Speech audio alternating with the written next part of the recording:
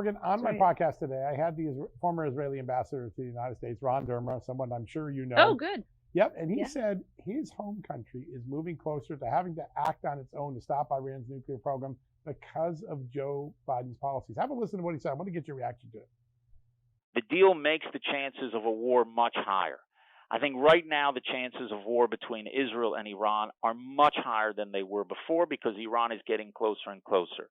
The only way that we can prevent a war, and this is maybe counterintuitive to people, but it shouldn't be, as the Romans said, if you want peace, prepare for war, you must have a credible military threat.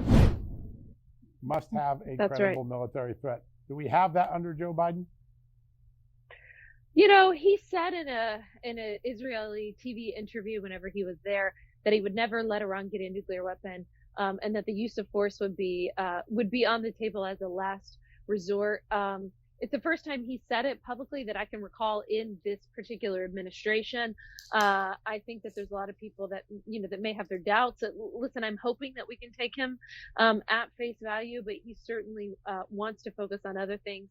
I think that's one of the reasons why he wanted the Iranians to get back in the JCPOA. I think that he thought, well, if we can just get them back in the Iran deal, then we can sort of paper over the Middle East and move on to China or, move on to other things. But unfortunately, that's not how the world works. And I think, by the way, I think this is very similar for how he's handled the situation in Russia as well. When you try to appease these people, when you don't start off in a position of strength, I actually think that begets war. I think it prolongs war.